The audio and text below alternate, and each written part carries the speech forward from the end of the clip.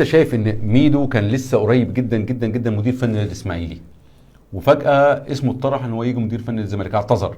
طب يعني ليه اعتذر؟ ما انت لسه كنت من فتره قريبه جدا، من اقل من شهر كنت مدير فني. لا، بعض الناس هاجمت ميدو لان يمكن دفاعه عن ميدو دخل دافع في البرنامج بتاعه عن المستشار مرتضى منصور، فالناس فهمت ان هو دفاعه ده علشان هو عايز يمسك الفريق. فهو حب يبرئ ساعته ويرفع الحرج، فراح قال لك اعمل ايه؟ فهو اعلن ان انا يا جماعه انا بعيد. لان فعلا لو كان جه بعد الموقف ده كان خلاص يعني كان كل الناس هتقول لك ان ميدو عمل الموقف ده علشان عايز حاجه، وتمت مكافاته على موقفه مع نادي الزمالك، فهو مش عايز مكافاه. طيب اسامه نبيه بقى يا عمرو، كم مره استقال اسامه نبيه؟ وفي حاله غضب من اسامه نبيه. يعني اسامه نبيه انا بصراحه يعني لو في سؤال للحلقه انا بساله للناس، كم مره استقال اسامه نبيه من تدريب نادي الزمالك؟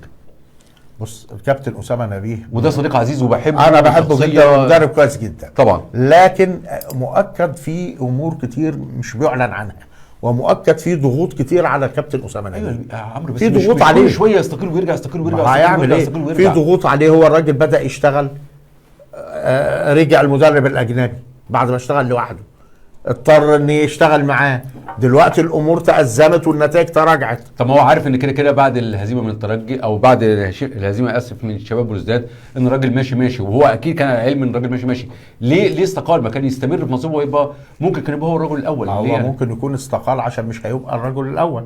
هو معتقد ان لو مشي فيريرا يبقى هو الرجل الاول، وده المنطقي ان هو اللي يمسك المرحله الانتقاليه الى ان تجيب مدرب اجنبي. انا ده من وجهه نظري ان اقرب حد تجيبه هو الكابتن اسامه نبيه. جيبه خليه يكمل لنهايه الموسم. لنهايه الموسم. يكمل لنهايه الموسم لغايه ما انت تبدا تتعاقد معاه. بس اكيد هو كان عنده معلومه ان هو مش هيكون يعني، فهو تقريبا مش هيعتمدوا عليه. فالراجل قال لك قدم استقالة. طيب ماشي، احنا بنتكلم على الانقسام ده، هل ممكن الانقسام يوصل بين مستشار مرتضى منصور وامير مرتضى منصور الراجل وابنه؟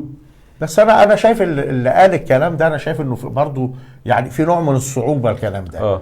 يعني طلعت اخبار ان مرتضى منصور عايز خالد جلال، امير مرتضى منصور عايز ميدو، او عايز مدرب اجنبي. الاول قال لك ميدو، بعدين رجعوا قال لك مدرب اجنبي. انا شايف ان ده كله في اطار الضغوط على نادي الزمالك في الفتره الاخيره. انا شايف ان دي ضغوط مش مستحبه. نادي الزمالك محتاج هدوء في المرحله الجايه، محتاج هدوء شديد جدا جدا جدا. اداره الازمه دي كلها لو ما تمش ادارتها بهدوء اعتقد هتبقى في مشكله كبيره. عشان كده العمليه عايزه استقرار وهدوء، وابناء الزمالك كلهم يعني يسكتوا شويه ويهدوا علشان المرحله تمشي بهدوء وبسلاسه، والزمالك يعدي من المرحله.